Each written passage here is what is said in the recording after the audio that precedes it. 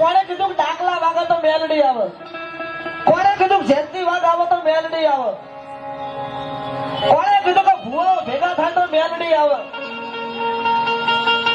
પણ આટલામાં જેટલા બેઠા છે ને એ જીના જીના ઘરમાં કદાચ જો મેલડી જેવો ધર્મ બેઠો હોય, મેલડીના મધે જઈને કદાચ કોઈ આવ્યું હોય અને મેલડી